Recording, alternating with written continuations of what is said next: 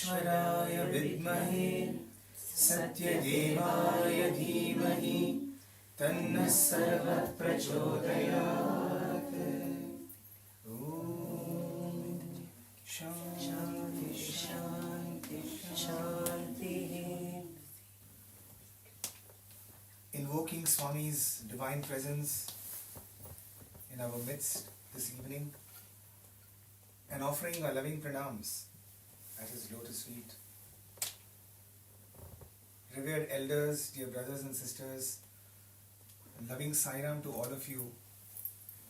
And it is such a wonderful feeling to be here at the top of the world, almost, so to speak, at the top of United Kingdom, Aberdeen, and to be in such a warm and cozy atmosphere, and to even see Swami's presence through you all over here in such a otherwise far-flung place, but so close to Swami. I'm just reminded, Swami would often refer to foreigners as far near. He'll say, foreigner ante far near. That is, they are far near to me than any of us. So, to the Swami seated in each and every one of your hearts, my humble pranams. And thank you for having both of us, myself and my wife, here. And you know, even this entire day I have been wondering, what is it that I can share with you all? Because I think you seem to have it all. Right? You are supposedly far from Swami, but stepping into this beautiful house and just seeing the Lord everywhere. There's literally the Lord everywhere. Right? It just shows how much you have kind of brought the Lord into your heart, into your lives, into your work, and into every aspect of your life. So I'm really, I must say, I don't have no idea what I'm going to talk. I literally have, and you know, for the past few days we haven't seen little boys, little children like this, you know, attending, and that's such a wonderful feeling. So it's literally, you know, from A to Z. It's like people of all the age groups are over here, and so yeah, I really have no idea what I should be sharing with you. What would you like to hear? Maybe let me just start with a few thoughts, and then we can probably convert this into like a conversation as to, you know, what you would like me to share. There were a couple of things going on in my mind. There are 3 A's that, you know, goes on our path of spirituality. So I will speak a little bit about the 3 A's. And the first A, I will start with a small story. So long back, there was a rich man whose entire property consisted of 19 camels. Right? His entire property consisted of 19 camels. He had 3 sons, and as it is expected, he had written a will for, you know, his 3 sons, and eventually the father died. And so when the 3 sons took the will, they found a very strange proportion of how this property is going to be divided amongst the 3 sons. It said the eldest son will get half the property, the second son will get 1/4 of the property, and the third son will get 1/5 of the property. So now this is 19 camels. How do you divide 19 by in this proportion? What is half of 19? 45. Yes? 9.5. 9.5. So how do you now divide 9.5 camels? Do you cut him into half and give? In fact, this story was once narrated in Swami's presence. And that is why I'm, you know, kind of recollecting this, because it has a beautiful end. And so, how do you divide the 19 camels? The first is 9.5. What is 1/4 of 19? Maybe a little difficult even for our young bride boys over here, but definitely difficult for me. some kind of a strange fraction like this, isn't it? And 1/5 is another weird fraction. And so obviously, how do you divide? And so started the discussion, which soon ended up in a quarrel, right? And then there was a big dispute as to how this property was going to be distributed amongst the three sons. And obviously, in India, whenever there is a brawl, whenever there is an argument, it's like free entertainment for a lot of people. So all the neighbors and all come, stand around and watch. You're getting a free entertainment. People are fighting, arguing and things like that. And so, these people are fighting. Nobody is able to make sense of what is going to happen. Just then, a wise man comes that way. And he asks, what is going on? So they explain to him that, there is this 19 camels, it has to be divided into half and 1/4 and 1/5. And now they have no idea how to do it. And so they are all fighting, they are quarreling amongst themselves. So the wise man walks up to the three sons and says, I have a solution to your problem. Okay, what is it? He says, I have a camel of my own. Add it to your 19. So, immediately all the brothers are very surprised because, usually people talk about taking away things. Here is a person who is coming and giving things. So he says, okay, so let's add it. He says, now you divide it amongst, in the way the father had mentioned in the will. So what is half of 20? Now there are 20 camels. Correct? 19 plus 1, 20. So what is half of 20? Yes? 10. So the first son gets 10 camels. What is 1/4 of 20? Yes? 5. 5. So the second son gets 5. And what is 1/5 of 20? Yeah? 4. 4. So the third son gets 20. So 10 plus 5 plus 4 is 19. This man takes away his one camel and he goes away. Okay? Did you understand? He added the 1. Okay? And now suddenly this 1/2 and 1/4 and 1/5 made sense. It helped them to divide these 19 camels into 10 plus 5 plus 4, and this wise man takes away his camel saying, yes, your job is done, and he walks away. So this incident was told in Swami's presence, and obviously Swami enjoyed it. And later, after the talk got over, he was asking, what did you learn from this? So everyone kind of shouted, Swami, how wonderfully it got divided. Crisis, how it was averted and so easily without any issue. And then Swami said, no, that is not the takeaway of the story.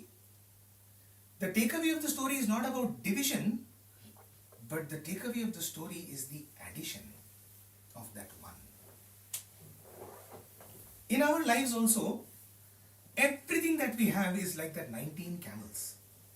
All our achievements, all our successes, all our failures, all the properties that we have is like that property. Okay, and all of us will have a trouble with that whatever we own, that 19 camels. But it is the addition of that one which helps us make meaning of the 19 camels. And that one is God in our lives. Adding God to our life gives meaning to everything in our life. So that is the first A that I wanted to talk about, adding God. Right? In everything we do, can we add a little bit of God? And the beauty of adding God is a lot of people come and say, brother, how do you get devotion? How does one, what if I just don't feel that? Right? I don't have that sense of inclination towards God. Then what do I do? The answer Swami himself gives is, there are so many things that we say my. Right? First of all, we start with my body, my mind, my ideas, my thoughts. Then we say my family. Then we say my home, my job.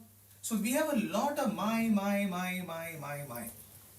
Okay, in that long list of my's, just add one more my, and that is my God. Swami says, in that long list, just say, my God. And you will slowly but surely you will start noticing that God has a very uncanny way of making it to the top of your top 10 list. Okay? From all the mice that are there, he will slowly start rising up the ranks. Right? He may be somewhere at the 20th level. Slowly he will start saying, coming up and up and up. And slowly it becomes my God on the top and everything else under him. God becomes the most important thing in our life. There's a very beautiful, once again going back to Vedanta, there's a very beautiful, there are a number of ways in which God enters or bhakti is explained. Have you heard of this Markata Kishora Nyaya and Marjara Kishora Nyaya? So, there are different ways of surrender, they say. One type of surrender is what is called a Markata Kishora Nyaya, which is how baby monkey, how does a baby monkey cling on to its mother? Right? We have all, if some of you who have come to India, you will surely see these little baby monkeys. How they cling on to the mother. The mother will be jumping from branch to branch, from tree to tree, and yet the baby just holds on. Okay? They say that is called Markata Kishora Nyaya, which is, that is one way of surrendering, that is just hold on. With all the upheavals and all the jumps and the bumps in life, all we need to do is to hold on to God, because that's only the one thing that is worth holding on to. Right? Everything else will come and go, you just hold on to God. Then there is another kind of devotion or surrender, which is Marjara Kishora Nyaya, which is like a kitten with a cat. Okay, how does the cat hold the kitten? The mother cat will just hold the kitten at its neck. Okay, and then it now jumps from house to house and from roof to roof and then compound wall to compound wall. And in both the cases, neither the baby monkey nor the kitten has any problem, because it knows my mother is not going to leave me. Okay? It doesn't say, oh mom, be careful, like don't drop me out. Right? It just jumps. That is another kind of surrender, which is where we completely give ourselves, Lord, I am not going to hold you hold me. This is called Marjara Kishora Nyaya. Similarly, there is one more thing which is about bhakti, and I'll spare you the Sanskrit name, but the concept is like this. So back in those days in India or in any of our countries over there, we would have these ascetics who would move from, they were called parivrajakas. They would just move from village to village begging for food, right? And all they do is they sing the Lord's name. They will be singing through the streets, and they will just come from home to home, and then they will ask for a little bit of food, and they'll partake it, and they'll probably take a little rest, and they go. So this kind of bhakti is based on this. So a man comes to your home, right, and he says, it's a little hot today. Can you just give me a small corner in your house? I will just rest for a few hours, and then I will leave. So you are a good-natured person, right? And so you say, yes sir, please come. So there is a small corner given over there. Then the moment he settles down, he puts down his jholi, that jhola, which is like a little cloth bag, and he pulls out a little Krishna idol, let us say, some idol which will be there. And he says, see, this Krishna idol, can I just place it in that corner? Okay, because I cannot put him in this same corner. So he puts him in that corner. Okay, then he says, you have a wonderful, beautiful garden. Can I pluck a few flowers from your garden and just offer it to the Lord? And the good-natured person that you are, you will say, of course, please, go make yourself, at home. Right? And then he says, see, for the Lord, I need little naivedyam. Can I just enter your kitchen? Okay, and slowly but surely he takes over your whole house. He started with a corner in the house, okay, but he slowly starts to spread, and he takes one bedroom and then he takes the other, and then finally takes the kitchen and your garden and everything. Okay, this is how God enters into our lives, it seems. He just wants a tiny corner in our heart. Right? So if the moment we just say, Lord, my God, my Lord, right? He enters and he just parks himself in a little corner in the house. And slowly but surely, okay, he slowly starts to envelop our entire house, our entire lives. Right? So the first thing we need to do is to allow him to do it. That is, first add him, right? And now the next thing, which is to the second A, which I call as allow God to enter into your life. So at this point, I will probably tell you a few stories of personal experiences. So as I was mentioning even at the retreat, for me, how did he enter into my life? I was born in a Sai devotee family. So my mother just simply said to me that this is your hero, this is your superhero. Who? Our beloved Lord. So I often complain, like, I did not have a Spider-Man or a Batman or a Superman. Okay, I did not even have a Hanuman. Right? I just had Swami. And for me, he was introduced to me by my mother as whatever he does, you aspire to do like him. Because at that age, we don't understand what is God. Forget that age, even now we don't understand what is God. Right? Like I was mentioning yesterday, strange as it may sound, but we are human beings, have the unique capability, it's a self-inflicted capability to certify somebody as God. Did you know that? That is, we certify Swami as God. Correct? Right? If he does X, Y and Z things for me, if he fulfills these desires of mine, then he's God. Okay, if he doesn't fulfill these desires, then he's okay. I've got so many others who can fulfill. Right? And we have like a supermarket of gods. Right? From Ganesha onwards to, I would say, from Annamacharya to Zoroastra, A to Z. Right? We have literally A to Z full of gods. And usually, we tend to use God like credit cards. You see, one doesn't work, the other one works. Right? We go and we swipe and we see which God is going to, who is in a mood to listen to my prayers. Right? Our problem is that. Okay? So, we don't even know. If Sathya Sai Baba happens to listen to our prayers, Sathya Sai Baba is God. And if Sathya Sai Baba doesn't listen to my prayer, then, we park his photo aside and somebody else takes the center stage in our life. Right? So, we decide who is God. How foolish is that? Right? In fact, we have no capacity to judge him or to certify him as God. So in fact, we don't know what is God. Right? We think that if a person does this, then he probably may be God. So my mother never told me that he is God or anything like that. She simply said, he is whom you must aspire to become. Learn from everything in his life. And so it started, how I added God to my life was like that.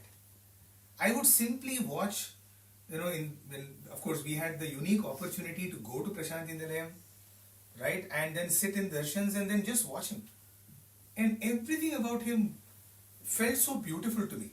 Everything about him, whether it was his walking, whether it was the way he was talking, he was speaking, right, everything was like, this is the way it should be done.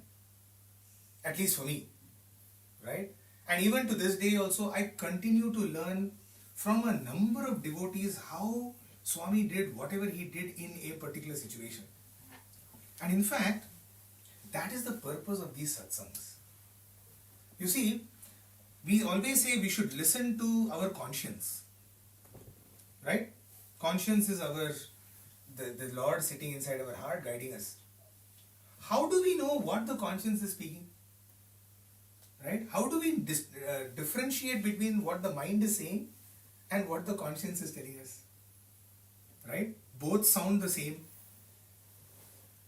So it is only through several satsangs like these. I mean, I'm not talking about only this, but anything that we hear, whenever we hear the Ramayana, or we hear the Mahabharatam, or we hear, whether it is Puranas, any Purana, Shiva Purana, or, right? When we see how God, or whichever the protagonist of that Purana is, how that one is functioning, it starts to inform, this is how God thinks. This is how God does. That is why it is so important, to learn all of these, is because it is informing our conscience. Oftentimes, on a completely different note, I oftentimes think, imagine a child that is born, let us say, a month ago in a place like Gaza, right now. Where does the child have an opportunity to get any kind of input? How lucky are we that we are able to sit over here and think about the Lord?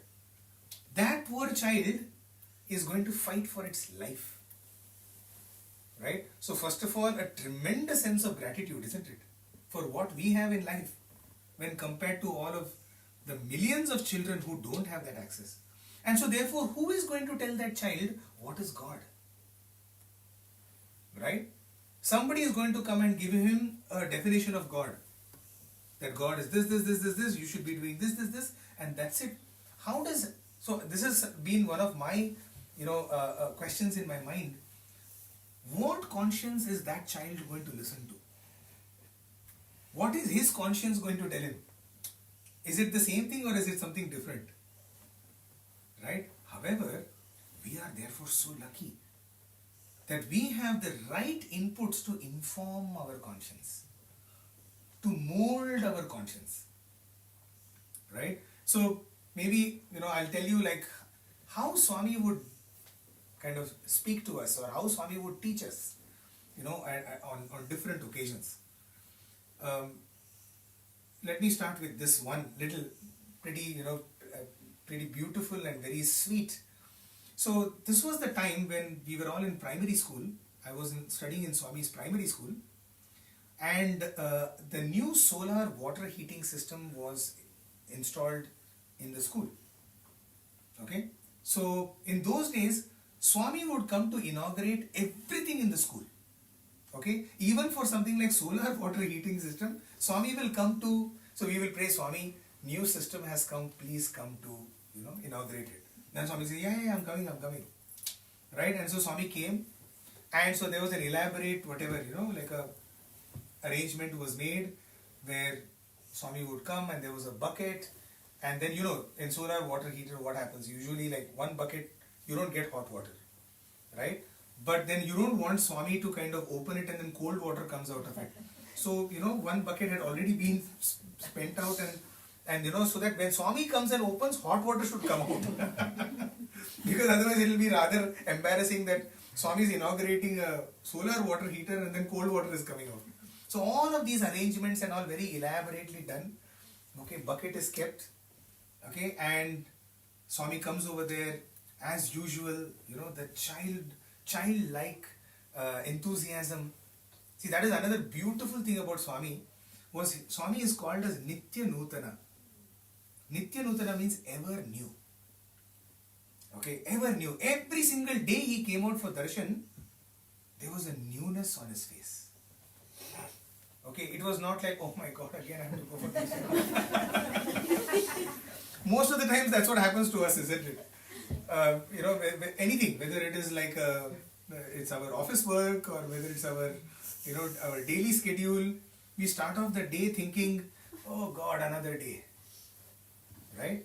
Whereas Swami was not like that. See, one of the things that we should be able to do is if we are truly grateful to God for His presence in our life, then we will start every single day as an opportunity. Right? We start with the day by saying that, you know what, Swami, today is an amazing day because I've got one more day to live this beautiful life in which you are there. Right? We are thankfully so comfortable over here. What more can we ask for? So Swami comes to the primary school, jumping enthusiasm. He comes up and he opens the tap and the tap bursts. Okay, and boiling hot water falls on Swami. And it is a shocker to everyone. Exactly like the kind of expressions that you have on your face. You can imagine what would have happened if really something like that would have happened for any of us. Boiling hot water. And everybody shell-shocked. Okay? Imagine having missed the last thing. Now suddenly you feel that, you know what, I think it would have been better if cold water would have come. Right? And Swami just turns around and everybody is like, my God, Swami, what have we done? And Swami said, see, I had the first bath. He just turned around and he diffused the entire situation by saying, see, that is how inauguration should be done. I had the first bath, hot water, very good hot water. He converted a crisis moment into one that will give joy. Can we all do that? Right? That's the learning for us. In every moment, in every so-called crisis or challenge, can we see something of His hand? Or something to cheer for? Because there's always a silver lining in a dark cloud. Right? In fact, Swami would often say, if I give you a challenge, know that I have given you the strength to deal with it. I would never give you a challenge without giving you the requisite strength to deal with it. Right? How empowering that is. Which means, it's like, I'm told in the GRE, in American education system, there's something called GRE. Or was it, is it an old system? You probably, you're a UK, why will you know about it? So I'm told that, when you write the GRE exams, it's like they want to test what is your level of IQ. So every subsequent question, every question you get right, the next question will be slightly more difficult than the previous one. You get that right, the next question will be slightly more difficult. So the difficulty level keeps on increasing to the level where you start getting things wrong. Okay, so that they are able to exactly calibrate what is your IQ. I use this in exactly the kind of challenges we get in life. Swami also, he keeps on one challenge, okay, well done, very good, now next challenge. You see, because we have to pass, isn't it? You see, oftentimes I'm sure children will agree with me over here, even our youngsters, or many of us who have played any kind of game. You have played any game in life. You will notice that after level 1, the whole idea of level 1 is to clear that and go to level 2. Right? You can't say that, now I know how to play level 1, very good, I'll play only level 1. Right? You in fact go to level 2 where you know nothing. Right? You're ready to jump into the unknown. You're ready to jump and get yourself challenged and fail again and again and again till you clear 2. And now once you have learnt 2, once you have mastered 2, you don't stop there, right? You don't say, now I know 2, why should I go to 3 now? Right? You see, that is the whole idea. So God also in our lives, He keeps giving challenges like this. He will keep increasing the level, knowing fully well what we are capable of. Right? So this is how this is one thing that I learned from Swami, in how you can deal with crisis. Simple crisis, as simple as it could be. Let me give you another instance. So this happened way before my time. This happened in the Ooty school. So in the Ooty is a hill station in south of India, where Swami would go for many years. It's called Uttakamand. And Swami had established a school there, a very picturesque school, much like Aberdeen, in the hills there was a school. And so Swami would visit there once in a while, maybe once in 2-3 years. And the school was up to 6th standard. So only 6th grade, up to 6th grade. I think you were in grade 6, no? Yeah, you were in grade 6. You told me you were in grade 6. So up to his age. So unlike this boy, our Indian brothers are very naughty. Okay, they are very mischievous. Okay, so they will, anything you give them an opportunity to do, they will find a way to make mischief with it. So once when Swami was there, Tetra Packs, you know what are Tetra Packs, right? Tetra Packs had just kind of come out. Okay, this was way back in the 80s. So, it was a very, very exciting thing, Tetra Packs, getting juice in some kind of a packaged form. So Swami had distributed Tetra Packs to everybody. Okay, and all that, for Swami, most important, more than, our intellectual brilliance or our academic brilliance or how talented we are in music or bhajans or whatever, for him, for a student, discipline was most important. Okay, so he didn't care whether you are good in studies or not, whether you had any other talent or not. If you are good in discipline, he would love it. So all the teachers, their only job was to ensure that these fellows, kind of don't do anything naughty and stupid. At least when Swami was there. So Swami had distributed all these Tetra Packs. And in those days, I don't know whether you guys did it as children or you do it. We used to after the Tetra Pack gets over, you blow it and then you step on it and it goes, you will have a pop sound. And so, teachers had to be very careful with these students, okay, not to do it. Okay, and Swami has distributed it to everyone. Okay, and suddenly there's a pot sound. One of the students has done it.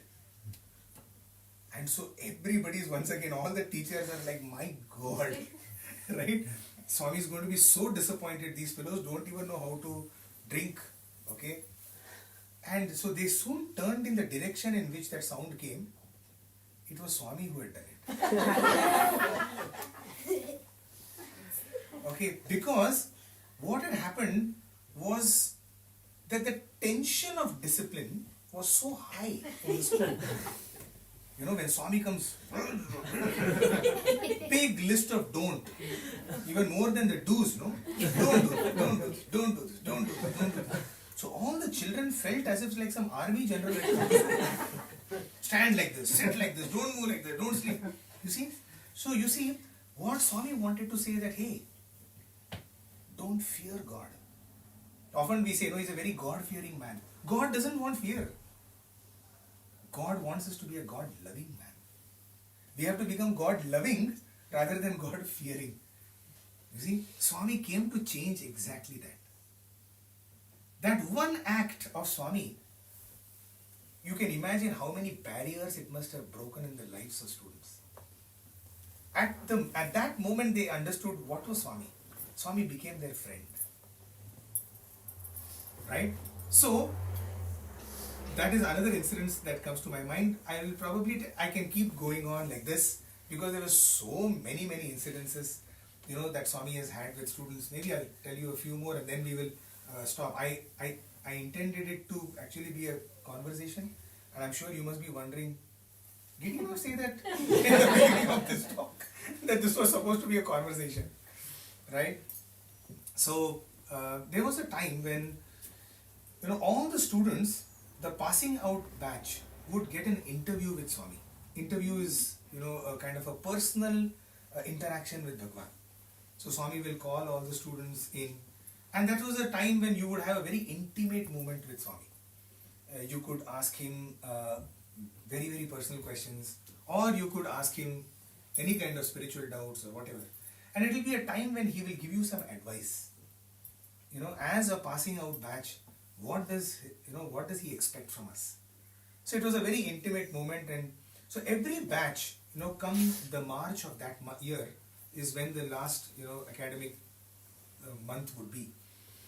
And so from February onwards, no, they will start asking Swami, Swami, interview Swami, Swami, interview Swami, Swami, interview Swami, right? Because Swami will also be busy. So he has to find some time. Swami will create some time, some opportunity to call all the students. And so that year, week after week was passing and Swami is not giving an opportunity. He's not calling the students. So it, usually it will be like the moment Swami comes out, no, interview Swami, interview all the boys. Imagine like some 60, 80 boys, no, in unison shouting, interview Swami, interview Swami. Okay, and Swami will be like, ఊరికే ఉండండి నేను ఇస్తాను like be just be calm kind of. And so it'll kind of, then what will happen is, if he doesn't give you for 3-4 days or 1 or 2 weeks, then you start hounding Swami.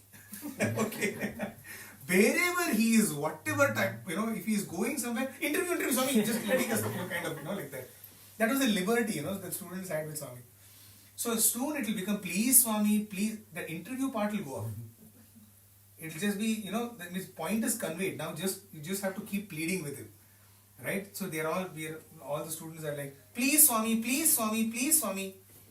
Okay, so a day or two of this had happened, and then the moment Swami came out on one of the days, they all once again said, please Swami, please Swami. And then Swami said, Amey, what is it? What? Please Swami, please Swami. And then Swami says, please Swami. You please Swami, then I will give you interview. Right? We think please Swami is a request to Swami, but Swami just twisted that word around, saying, you please me. You do what I am asking you to do. Okay? And you see, the word interview, Swami would often refer to as inner view. You see, the interview is not like a place where you come and discuss your household problems with me. It's a place where you pray to get an inner view of yourself. Right? So, Swami said that day, you please Swami, okay, then I'll give you inner view. Right? Which is what we really want, isn't it, in life? Which is, once we are able to please the Lord, He gives us an insight into ourselves, into how we can find that infinite source of happiness in our lives. Okay, I'll maybe just end this part with another very beautiful incident that happened. We are kind of spoiled. All Sai students, we have got so much from Swami. Okay, maybe just while I'm speaking now one more incident is coming to my mind. So I will tell you, I'm wondering which one to say. Both. Okay, so we have received everything from Swami. Come holidays time, we will get even pillow cover, bed sheet, towel. Okay, all sorts of things Swami will distribute. So this was one day when he was distributing. Like, we came for a Sunday morning in primary school. We came for a hot morning, it was Sunday morning, and that day Swami was distributing ice creams to everyone. Okay, so usually in any other temple you will get laddu, right? In this Prashanti Nilayam Mandir you will get everything. Different days you will get different prasadams. We have got even watermelon. Imagine, not all devotees one watermelon. For every devotee a watermelon. If there are 3,000 devotees, 3,000 watermelons will be given. Okay, and of course we have got those small, those berries. That also we have got. So the prasadam dimension goes from here to here. Right? And so that day, Swami was distributing ice creams to everybody. It was a vanilla ice cream. Okay, and that day, Swami was like, it's very hot. If you want more, take. So we are getting 2, 3. Okay, just imagine, in which mandir you can sit in the sanctum sanctorum, okay, in front of God, and keep kind of licking away at ice cream. So we were all sitting and having ice cream, and Swami enjoys that, students sitting, and so he just comes up, he walks up to us, he's seeing all of us, and then says, tell me who is God. Okay, so we are like, we are enjoying ice cream. Why such a complicated question? Okay, and so we just look at Swami. Okay, and then Swami says, God is ice cream. Okay, Swami says, God is ice cream. And then Swami goes on to say, God is sweet like ice cream. God is pure white like ice cream. Then Swami says, God melts like ice cream. God is sweet like ice cream. God melts like ice cream. God is is pure white like ice cream. And God is cool like ice cream. Okay, and then he says, see what is written on that. And we picked up the the covers, and it was joy ice cream. And he said, that is why God is also joy ice cream. He is also pure joy. Right? There are so many definitions of the Lord. You go to Upanishads, and Taittiriya Upanishad says, Satyam Jnanam Anantam Brahma. The definition of God is Satyam Jnanam Anantam. Okay, so difficult. We don't understand those words. But if there is one definition of God that has stuck with me forever, it is this definition. That God is sweet like ice cream. God is pure white like ice cream. God is cool like ice cream. God melts like ice cream. And therefore He is joy. That is Ananda. Right? When you say Sat, Chit, Ananda, that it is. That is God. So like this, Swami would just come and give, he will just convert a thing like giving prasadam into the most ultimate, knowledge for us. I'll just tell you one more. And remember, this is still the second day. We said add God. Second was allow God. Allow God to walk into our lives. To let him take over our lives. What happens, oftentimes in our process of surrender, when we are at the absolute, depth of despair, when we are at the nadir of our lives, right, at that time we cry out to Him for help. And He comes and He starts to lift us up. As He lifts us up, we suddenly feel, now I'm fine. God, thank you so much to bring me up. Now I'll do things from here. We suddenly take the doership back onto ourselves. God is telling, don't be stupid. The hand that has brought you up to here, it can take you all out also. You see, we that is what happens to us. We don't allow Him, and oftentimes our faith or our prayer to Him is like going to a doctor. And I find so many doctors over here. At least in the UK, there are way too many doctors that we have come across. Right? Often what I'm sure you doctors would have faced this, where a patient has come, read something on Google. He has made his own diagnosis. Correct? They make their own diagnosis and they say, doctor, I'm having this pain, that pain. I think it should be this. Please give me this. Okay, and this has happened to me also, because the pseudo-intellectuals that we are, at the moment some pain starts, we start Googling. In the leg, this pain, that pain, then that WebMD, WebMD will tell WebMD will tell you if it is this, it could be this. Then you further, direct, then you go to the doctor finally. Okay, and then you say, doctor, I'm having this. And now the Indian doctors, that is, Prashant Indrayam and all, they say, if you have read Google, get your medicines from Google. Don't come to me. Okay, because we act smart, isn't it? It is like that when we go to God. God, this is my problem, these are my symptoms, now give me this. So when we ask for a prayer, we are not ready for Him to diagnose us. Right? What should we be doing? This is my problem. Doctor, tell me what is wrong with me. Then the doctor will give you a set of tests to do, right? And then he or she will diagnose what is wrong with you. And then prescribe the necessary treatment. Right? Swami also, we have to allow him to do that. We ourselves go to him and say, Swami, I need a promotion, I need a 3-bedroom house, I need this car, etc., etc. Okay, then Swami says, why are you coming to me for that? No? So our concept of surrender is also like that. So, but when we say allow God, the second A, when we say allow God, no, allow Him to come and take over our whole life. Right? As difficult as it may sound, we can make those steps slowly, step by step. Right? So I'll just tell you this one. And then we will talk about the last A. The last A is actually nothing for us to do. Because the moment you add God, okay, then you allow God, what happens is you achieve God. That is the third A. You become God. Because once God starts to do everything in our life, what does it mean? It means that He is only running the life. Which means it is Him only. Right? So we become God.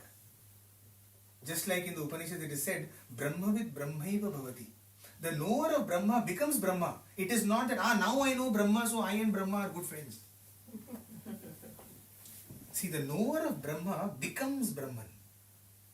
Right? Similarly. So achieve God is the third A.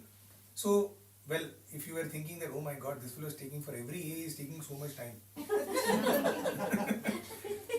The 3 A's are over. So I will just end with this one. Right? So this was once again a time when, it was holidays time. It happened in 1993, February.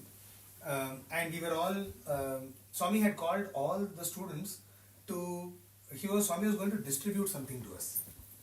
Okay, so it was in the afternoon. And that day, we noticed like the boxes that were coming from Swami's room were all full of toiletries. Different types of toiletries. Okay? And it was an assorted toiletries. There were perfumes, deodorants, soaps, all personal care products. Different, shaving gel, all that. So all of them were kept assorted in a basket. And what was happening is like, the basket will go and Swami will come, he'll just put his hand and he'll give. He'll walk between the lines, giving. So you don't know what you're getting. So you're hoping you will be seeing that basket, no? Some Calvin Klein perfume is there. You want that actually. But you don't know what Swami is going to give you. Right? So you're looking inside this thing and, see that is how we were, right? We are small, stupid boys. Right? So we are sitting over there and we are thinking, I should get that. Okay, now once you get something from Swami, you don't know what it is. In the sense, once it comes to in your hand, you first look at what you have. And more important than what you have is what your friend has. Correct? Very true. The first thing we do is, what did you get? First tell me that. And if what you got is better than what I got, suddenly what I get is not important at all. You see, so that day I was hoping that I'll get some really top-notch perfume or something. I got Mysore sandal soap. Okay, so I looked at Mysore sandal soap and then I asked my friend what he got. And he had got some BVL Gari, that perfume. BVLGARI. Belgari. That's what it's called. That's what he got. It's the top of the line. Okay. And I'm like, so what will happen, right? So everybody is doing this. We are not paying attention to the fact Swami has given that. Okay. So Swami is just giving. One line after the other. Right? Everybody's like, right? After the whole thing gets over, Swami silently finishes the distribution and he went and he got up on the Purnachandra stage and he was just looking at us. Okay? And still, last minute discussions are going on, negotiations. In case you don't like that, you give it to me. I will give it. That kind of a thing. So Swami just, and then so suddenly we notice that Swami is on the stage. So everybody, shh, silence. Look, everybody is looking at Swami. And then suddenly Swami, Swami says, Andariki vachinda? Everybody got? Everybody got? Everybody had got. So everybody said, yes, Swami, everybody has received. And then at that moment he said something which even to this day echoes in my heart. He said, "Now tell me, boys, who wants me?" Who wants me? Okay, and all of us were just stunned. And Swami just turned and he walked back. Right?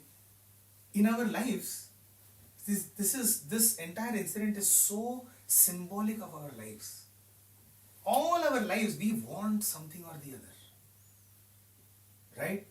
And when we get whatever we get eventually, we always compare what we have with what others have. What car does he have? What house does she have? What job does that person have? And we keep on comparing and contrasting rather than considering what we have in our life as his prasadam. Everything that we get in our lives is his prasadam. But we are not happy with that. What do we want? Hey, what did you get? No, Swami would often say that, you see, a BMW or a Mercedes or any car, especially he was giving the example of a car, the car per se doesn't make you happy. Because if the car did make you happy, you could have just stood outside the showroom. Right? If the car gives you that much happiness, just put your house outside the showroom and keep looking at the car. It is not the car which gives you happiness, it is your ownership of the car which gives you happiness. Isn't it? When I own that particular car, then I feel happy.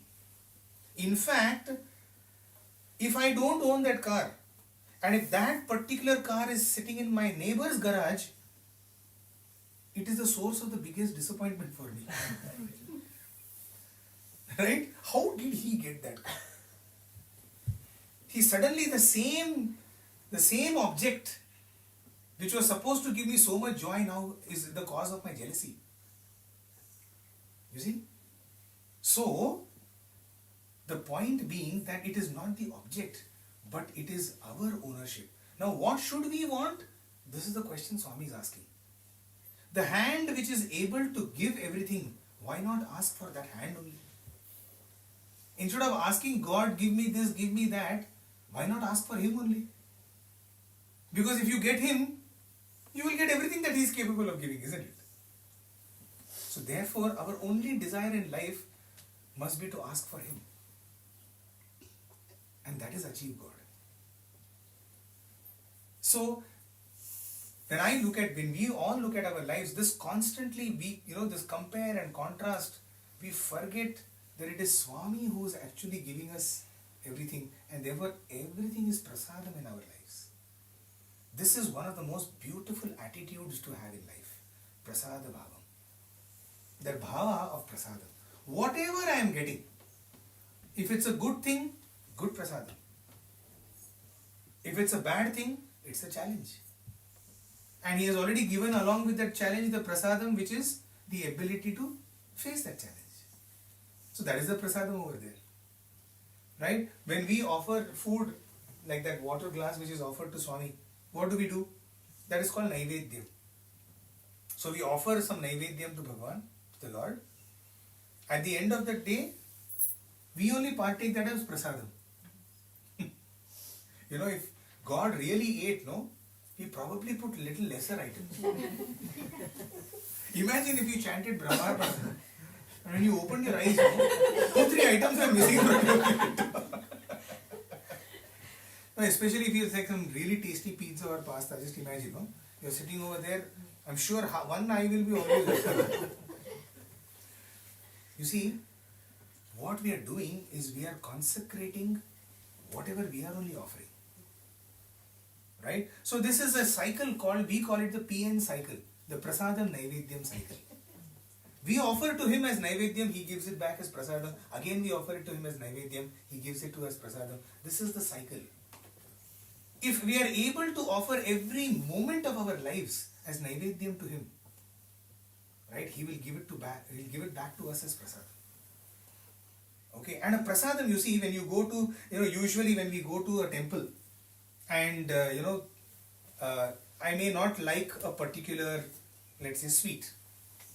Okay, But when it comes in the form of prasadam, no, means that will be offered to the Lord, then it comes and you just accept it. Okay, you don't look at it and say, I don't like this. Why? Because hey, prasadam. See, suddenly our likes and dislikes disappear because now it's prasadam. And as much as we may not like it, though, just put it in the mouth and swallow it. Because it is prasadam. Why not we accept every single situation like that in our lives? And yes, Swami, this is your prasadam.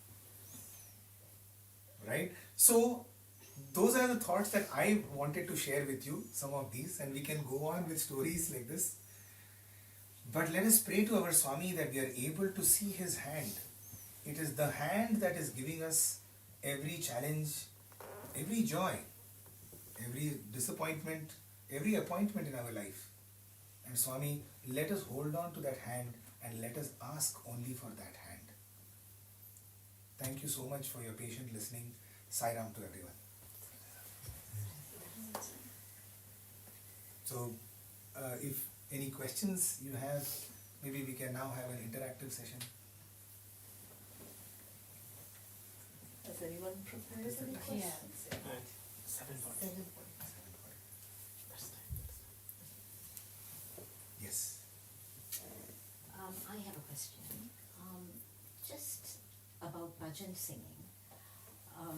I've noticed this universally. I'm from Malaysia actually, originally from Malaysia, and we lived in New York. Universally, bhajan singing always seems to be a bit of a challenge within a Sai center, whereby everyone wants to sing. And that could be an older person, a younger person. The challenge here is, how would you convey, how do you deal with a situation like that? Because I know Swami is very, very particular about bhajan singing. Yes. How do you deal with a situation like that whereby to be disrespectful or to hurt devotees by by kind of telling them, I don't think you'll be able to sing or whatever, because we constantly face that challenge. And I was just wondering if you have any input on Oh yes, that's a universal challenge. Yes, it is. It is not. It's not something which is kind of only restricted to certain places. Everywhere, everyone wants to sing. Nothing wrong with it. First of all, there are multiple ways in which we can address this. One is obviously from a bhajan coordinator's position. The bhajan coordinator's position especially is that much more responsible and it's more tricky. On one side, he or she has to ensure that there is quality in the bhajans, that everyone who is coming in for bhajans is singing them well, is enjoying the bhajans and is feeling a connection with Swami. At the same time, there are so many wannabe singers. They're hoping that today is my breakthrough Grammy moment, right? Of singing bhajans. And I think that is where we have to strike a balance, right? Sometimes I will give you the experiences that we have in Prashanti Nilayam. You can imagine how many people wanted to ever sing in Swami's presence. Every student wanted to sing, right? So what Swami would do is he will strike a balance. Swami never wanted, if Swami wanted the best top class bhajans to go on, he would have only asked Lata Mangeshkar, Bhim Singh Joshi, Anup Jalota and all of these people to sing, and they would happily come and sing, right? Who will not want an opportunity to sing? But you see, Swami did not do that. He gave ordinary people like us, he allowed us to fail. He allowed us to make mistakes. But he gave us the confidence and he empowered us to practice. Right? So if someone just wants to come into the bhajan hall and just simply sing, then we must not permit that. However, if that person has put in the effort, right, we must be able to say that, see, bhajan singing is not your personal, singing bhajans, especially in a large congregation, is not one's personal hobby. It's not one's personal, platform for kacheri, right? It is the great greatest responsibility to ensure that when that singer is singing, others must be able to.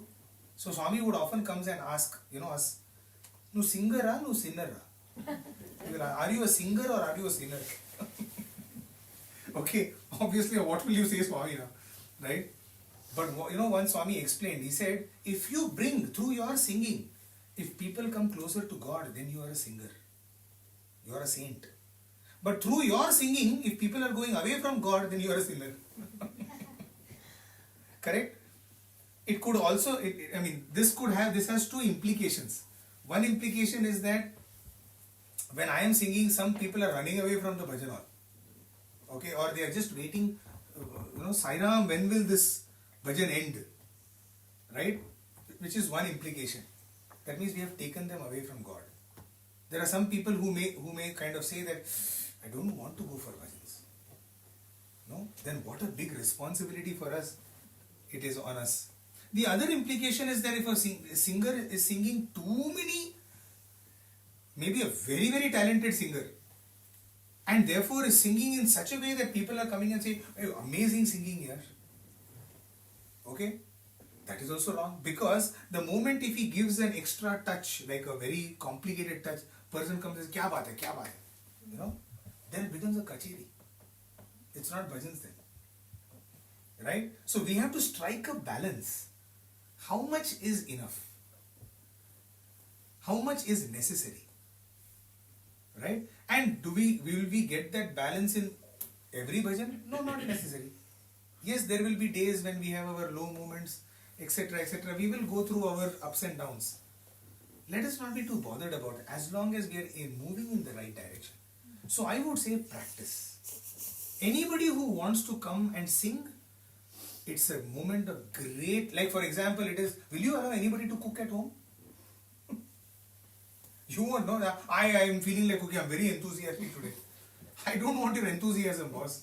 Tell me, can you cook or not? After cooking, will I be able to eat that or not? Bhajan singing is exactly like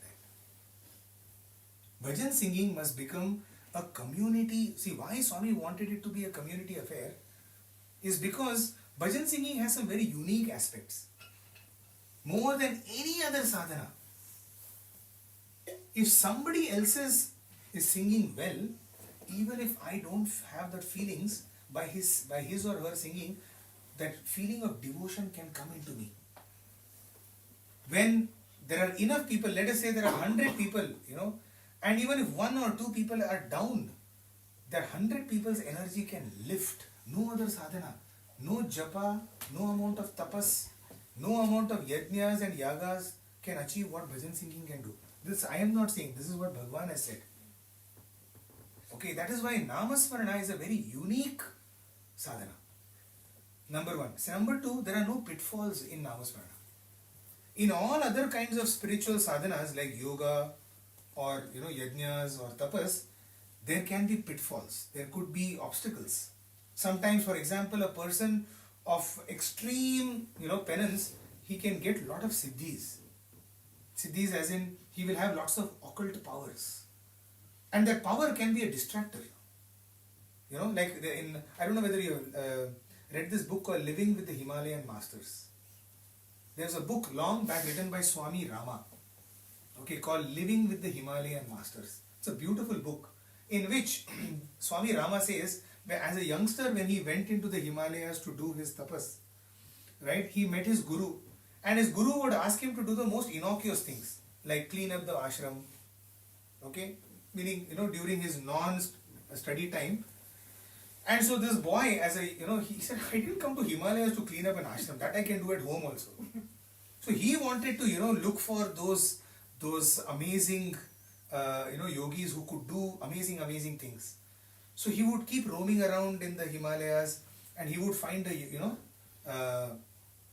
found, like he writes, he found a master who could just by his mouth could produce fire. If he just do, fire will come. Okay, so he found that amazing. So he went back to his master. He tells his master, Master, I found one yogi, who just by doing this, he does fire. Then he says, okay, then what? His master asked him, okay, then after that what? Okay, means he's got a dragon mouth. He'll produce fire. Then what? So what if the person produces fire from his mouth? Are you here for that? So he would tell Rama, okay, go and learn how to create fire from the mouth. Go. And he writes about several instances where for 6-8 months he would go and he would learn from that yogi. And after getting that siddhi, he will say, okay, so what do I do now with this? I can use a matchstick and light fire. You see, so all other kind of spiritual sadhanas may have these kind of pitfalls. They have lot of, methodologies. You have to do it like they have yoga. Anybody and everybody cannot do yoga. There is a specific way to, whereas Namasmarana has no such kind of pitfalls. So we must know how important and what a phenomenal sadhana Swami has given. However, with that comes that responsibility of taking people to Swami. Right? My heart should be clean enough. Swami would say, maybe you don't have any prayer in the mind. For example, when we sing, let us say whatever, like Daya Karo Shiva Ganga Dhari Kripa Karo Shiva He Tripurari. So we are asking for Daya. Maybe in my life there is nothing right now on which I want so much Daya from him. He has done Daya, I am pretty fine. Okay, but in the congregation there may be one devotee who is begging for Daya. And through your bhajan, right, he is conveying his prayers to Swami. Right, so our bhajan is our vehicle for their prayer to sit and travel to Swami. So we are actually nothing but courier service. Bhajan singers are nothing but courier deliverers. We deliver the prayers of the Lord, of the devotee to the Lord. And if the Lord wants to give that devotee some experience, then we deliver that through a bhajan. Right? For example, sometimes in a particular bhajan, right, he or she, that devotee may get an experience and the grace of the Lord may flow through. Right? So we are nothing but carriers, or we are like conduits, we are like pipes through which the prayer flows and the grace flows. Now that pipe, Swami says, must be clear and pure. If the pipe itself is dirty, then what's going to happen? We are going to pollute the prayer before it reaches the Lord with our dirty thoughts and our egoism and all of that. So we are giving an impure prayer to Swami. I feel, basically, sister, what I was trying to say is that can we convey all of this to all the singers? That it is not your personal kind of place where we'll come and just deliver what we want to. There is so much behind bhajan singing. It has to be a pure offering. Right? And therefore, there is no harm. See, usually what happens, God is omnipresent. He is there in our houses also. So we can actually sit in our houses and sing. But when we want to come and sing in bhajans, it is actually because we want others to hear us, not God. More often than not, we want others to that I can also sing. I just want to let everybody know. That is actually at the root cause. The root cause of our wanting to sing bhajans is actually ego. Because somewhere otherwise, we should be very happy singing in the bathroom, singing in our houses, singing when we are driving. We can do 24/7 Namasmarana. But we want to, especially we want to come and sing only in bhajans, in a community singing is actually a sign of ego. And that is why Swami, many times after some amount of years, right, he stops a singer from singing, however big the singer may be. And in fact, their best moments or their more deeper moments of sadhana start after they stop singing in public. Because now they start going deeper into bhajans. So, yes, what I would suggest is with elders, even if a few mistakes happen, but as long as they are practicing, it should be fine. Yes, meaning if somebody like a youngster, let us say, I know that this these two boys or they may be practicing hard. Yes, in a particular bhajan session something may happen. We never know. Right? They are And both so excellent singers, by the way. Ah, Just wonderful. Very good. Right? Yeah. So in a particular bhajan, yes, the bhajan may not come as per, because we are not machines, we are humans, and so we will err. But without practice, without putting in the requisite amount of effort, if one is just going to come there and sing, then that must be, we can tell it very lovingly that, sir, sister, brother, we'll practice together. Right? We can always tell the person, come, let us practice some more. Yes, you are around there, but let us practice some more.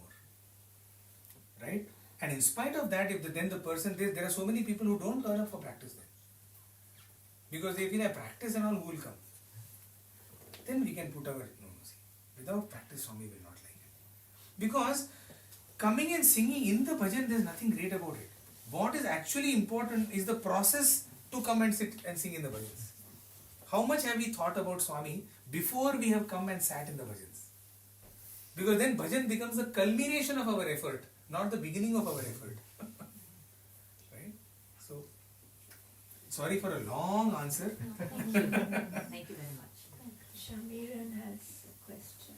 Yes. You said in your Manchester talk that you need to always think of God. But how do you always think of God? What a question. In my which talk you said? Manchester. Manchester talk, okay. Did I say it there? I don't remember what I said. That you have to always think of God. So the easiest way, right, this is what we were talking about even here, is Swami has given us a number of prayers by which we can think about Him. So, for example, food prayer. Whenever you are eating anything or even drinking water, can you quickly, think of Swami and then drink or eat? You're eating a chocolate, you're eating ice cream, you're eating anything. Oftentimes we make this mistake that, only main meals, we do that. In between, when I'm having some mixture or something, that I'm no Brahmarpanam, please. Right? And believe me, it happens to me also. Of course, after it goes into the mouth, no problem. But Swami, Swami is so compassionate, no problem. Even after it goes, anytime during that time, right? Can we think about some? So that is one way. So how many times do you eat like that? At least 3 times a day. Maybe 4 times. And then a couple of French fries will be going in. Right? So every such time that we are thinking of we are putting something into our mouth, right? Can we think about the Lord? That's one way. Then before you start and after you finish a particular activity, before you start, the prayer is like what we beautifully chanted, Vakratunda Mahakaya. Do you know the meaning of it? Vakratunda Mahakaya, Surya Koti Samaprabha, Nirvignam Kurume Deva. What is the meaning of Nirvignam Kurume Deva? Sarva Karyeshu Sarvada, do you know?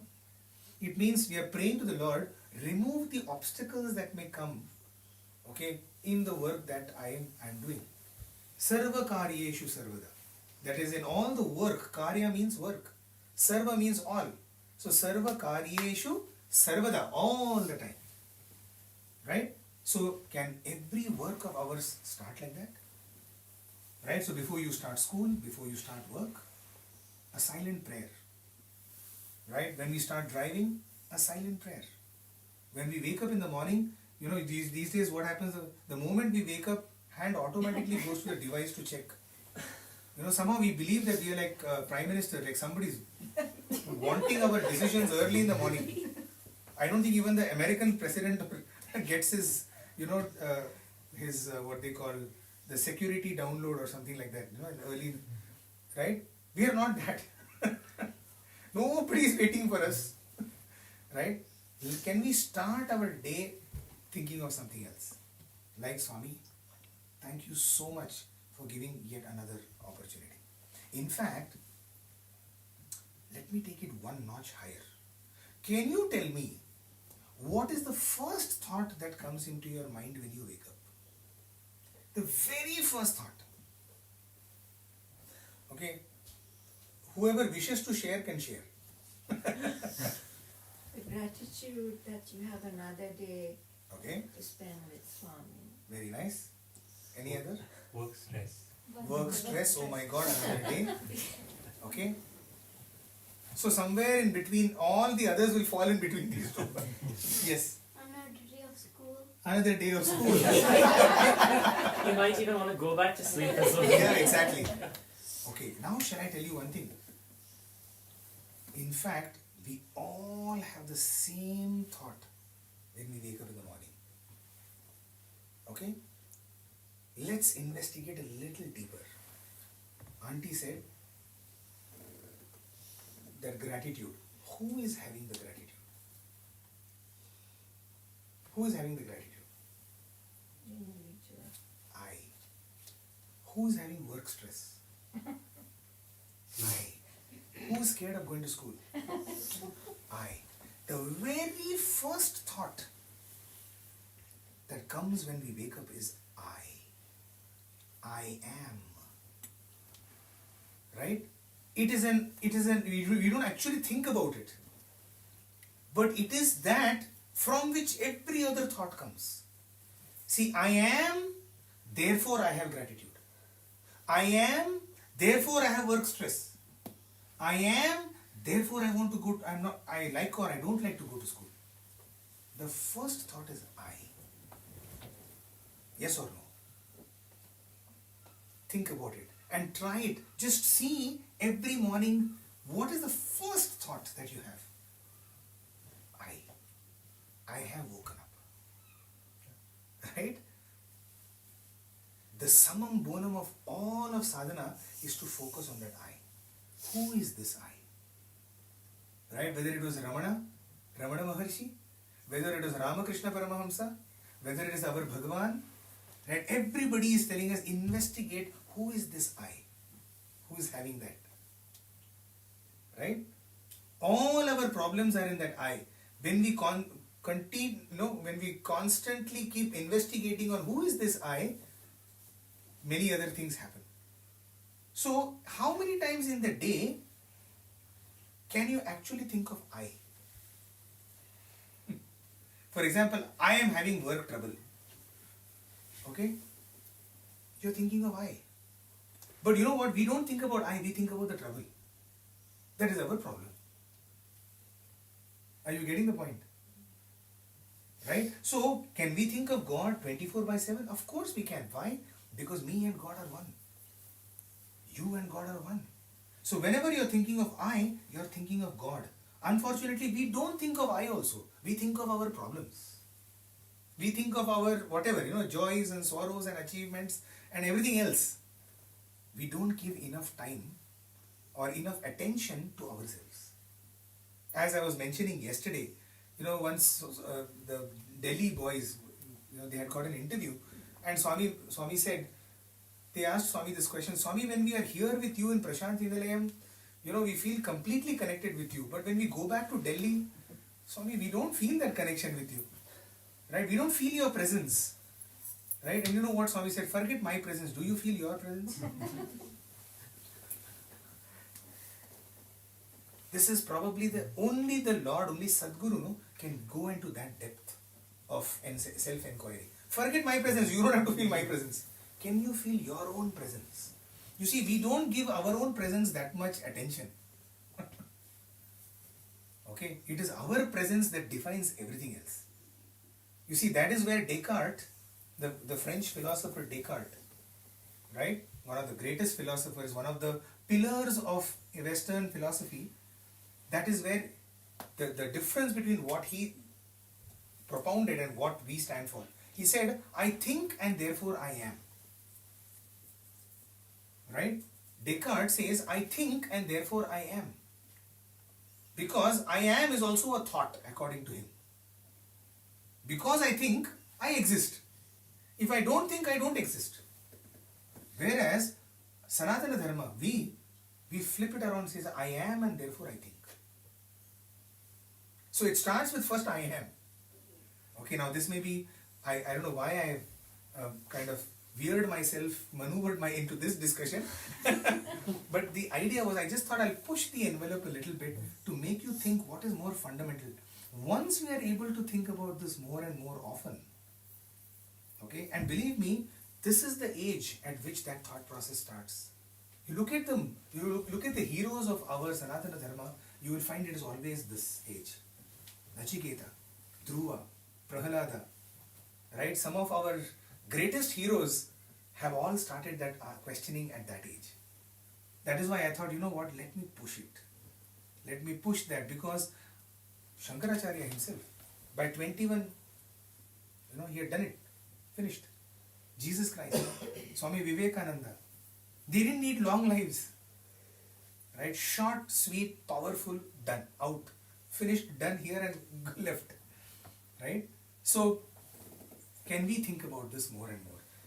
So just by offering everything to Swami, by starting with a prayer, by starting every work with a prayer, and by constantly having a conversation with Swami, okay, we can think of him. So Swami, there's a bad traffic jam.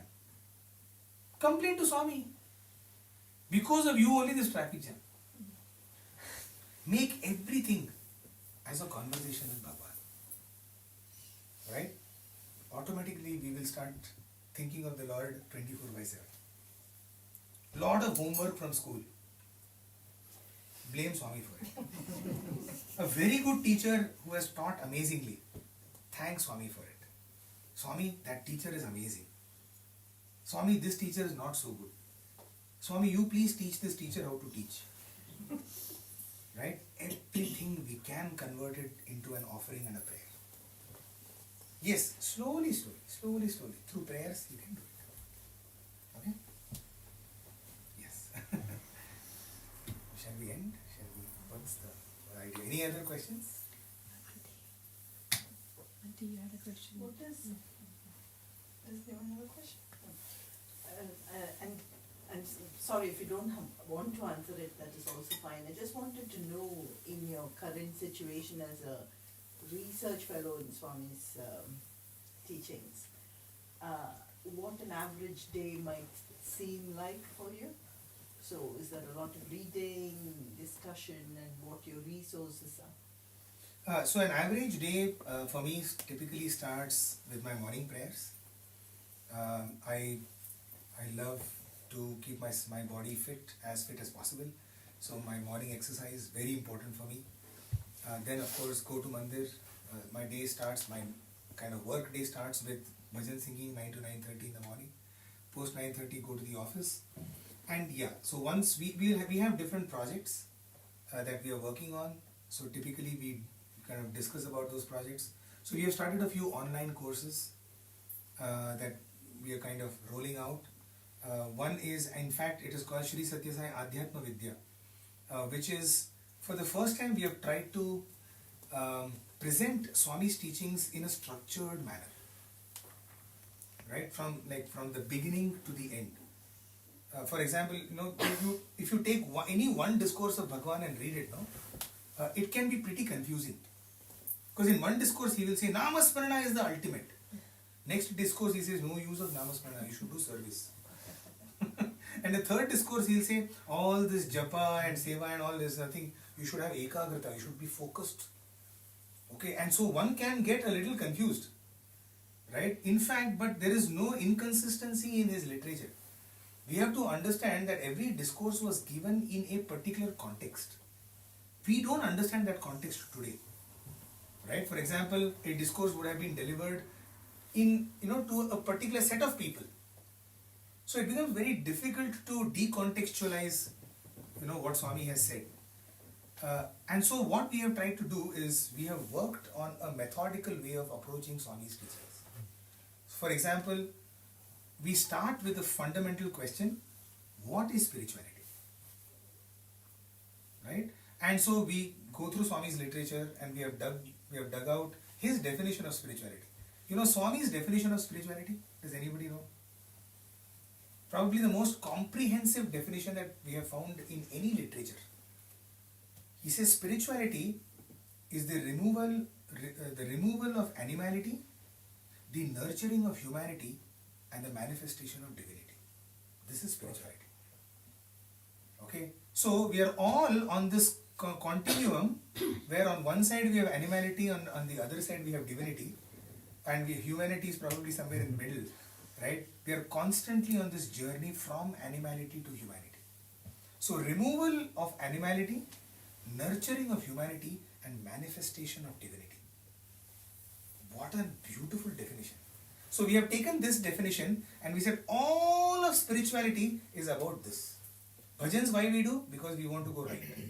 From animality to divinity. Seva, for the very sake. Meditation, for this. Rudra Homam, for this. Whatever we are doing. Any number of temples and gods and goddesses that we may worship, only one purpose is to move this way. Right? So we have taken this and so it goes on like that. So we have courses. Then we are also now kind of focusing on certain topics on which we can do workshops. So yeah, then lots of readings, and so if you have to, another thing is if you want to understand Swami, you have to have a little base of philosophy. You have to understand a bit of philosophy. So though I am not a philosophy student by any stretch of imagination, in the sense that I have not done my degrees in philosophy, I am a purely management guy. I did my PhD in management, right? Mine was in fact as far away from spirituality as you can think of, in corporate strategy. My PhD was in corporate strategy, which is how do you roll out strategic objectives in the organization? How do you get everybody in the organization to work for the top apex objective? This was my PhD in fact, which is not too different from spirituality in that sense, right? Because every organization has a head. Our organization, he is the head. Right? He has an apex objective in his mind. Right? Now that is how do we take his apex objective and make our objectives align with his objective? That's all it is. Anyway. So, but now I started learning philosophy. So reading a lot of other philosophy. So Western philosophy, Eastern philosophy, Oriental philosophy. What does Buddha, for example, say? Right? It's a very fascinating kind of field, where you're trying to understand what different masters have said. How do they put it? Like Buddha, for example, doesn't believe in Vedas. Right? Buddhist philosophy doesn't believe in the existence of Vedas. In fact, they don't believe in the existence of Atma. There is Anatma in Buddhism. Okay? So how does one look at philosophy and then maybe approach it through Buddha's perspective? So learn Buddha's concept of dharma, Shankara's concept of Advaita, Ramanuja and Madhvacharya's Vishishta Advaita. Then only we will be able to kind of, I have found that I am able to enjoy Swami's material more. For example, in Sandeha Nivarani, Swami just introduces the concept of Adhyasa. The word he just says Adhyasa. Idi Adhyasa he says. Oh, sir. So you feel like, pause, Swami, 1 second. What is Adhyasa now? So unless you study Shankara, you will not know what is Adhyasa. Adhyasa means superimposition. Superimposition of the unreal on the real. Okay? Which is the cause of all our problems. We assume that this world is real. That is our problem. That is where the source of all problem is. So it goes. It's very fascinating when you start reading, like that. So much of that, our days like that. Evenings, my work day ends with bhajans, and thereafter I kind of come back home and either there are programs, so we go for practices, or we just kind of chill. Thank you. So, one small question. Sorry, I came late. No. How do we feel the presence of our Swami? No, in his living presence, we felt Swami's presence. But in our day-to-day activities, I long to feel, sometimes you feel it, that things are happening, even sometimes you will be thinking of, you won't even think, but suddenly a thought will come and say, you have forgotten that, do that now. Absolutely out of context. And it will be the right action, right moment, somebody is really inner prompting. So you know it is Swami who is actually inner prompting me. So how do you feel constant presence of the Lord in all your actions at all times? Like how Radha did, Ramana Maharishi did. So I long for that, but what should one do to get to that state? You should be asking Radha and Ramana. I'm definitely You know, you're such a beautiful question and such a, I would say, this is the question that we all want, right? Yeah. Now, I am going to give you a very theoretical answer because I have not reached that level yet. No, we Right? all, yeah. Yes. But from our own, this is where one is constancy of our sadhana, consistency in our sadhana. For us, no, unfortunately for many people, I'm not talking about the people here, but sadhana becomes the most negotiable item in our day. Our work, non-negotiable. Right? You have to go to work, come what may. You know, it's snowing or it is raining or it is windy or whatever. I have to go. Why? Because पेट का सवाल है भाई. Right? It is a matter of my. I don't treat my sadhana with the same amount of seriousness. The first thing I give up is the meditation and all I'll do tomorrow also. Where is God anyway running? He's not giving me promotion. I don't get my payment from him. You see? So we don't give our sadhana as much importance as we should. And this is one thing that I have felt that one thing, it depends on how serious we are about our spiritual connection. Then everything else will become negotiable. This will become non-negotiable. Right? That I cannot negotiate with my sadhana. In fact, I can tell you one thing. This is through an interaction with a very senior devotee, very advanced sadhaka. He was saying that he gets up at 4:30. He's, by the way, a cardiologist. He's a cardiac surgeon. No, he's a cardiologist, sorry. Yeah. So he was, he gets up at 4:30, he does his meditation. There are some days when he will get up at 4:35. He was telling one of the days when he had woken up at 4:35 and he was brushing, right? He heard Swami saying, "You think I should wait for you? Why are you late? You have asked me to come at 4:30. That is, the devotee has asked the Lord to come at 4:30 and then you come late. Even 5 minutes is not negotiable. 4:30 means 4:30. Right? So, the more and more we are able to continuously kind of commit ourselves to that, the more and more we will find ourselves always in touch with that. I think that's right. Right? Thank you. So our problem, no, is, and that same sadhaka was mentioning to us, our problem is that it's not that we don't love God. We love God a lot. In the balance between God and world, you know the olden balances we used to have. In that, like, the justice lady, the lady of justice, in that balance, right? On one side is God and on one side is the world. It's not that we don't love God. We love God a lot. It's just that we love the world a little more. Means if I love God 1000 kgs, but if I love the world even 1001 kgs, the balance shifts. Now what we need to do is not suddenly give up the whole world. We just need to love God a little more. That's all. Just transfer, make God 1001 and make the world 1000. That is the shift we have to make, that's all. The more and more we make that shift, and it does not require us to kind of give up anything. No, it does not. See, remember, Bhagavad Gita was taught to Arjuna not on the banks of a river, not in a temple or not on a mountain top. It was taught to Arjuna in the middle of the battlefield. It can't get more gory than that. It can't get more action-packed than that. Right? And he said, you know what, even this battle fighting you can convert it into a yajna. Right? You offer everything to me. Madarpanam.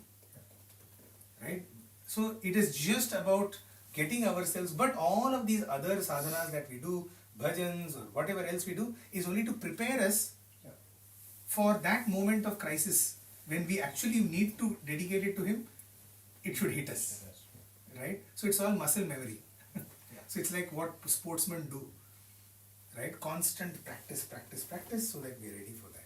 Thank you very much, sir. Very nice.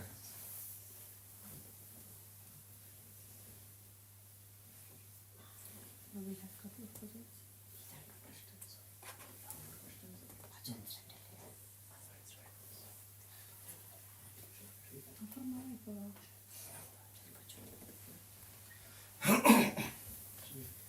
So shall we finish there for your Oh talk yes, right now? whenever you And we could continue going on listening to your No, stories, I but, think it's not fair to everyone here. So yeah. Thank you everyone.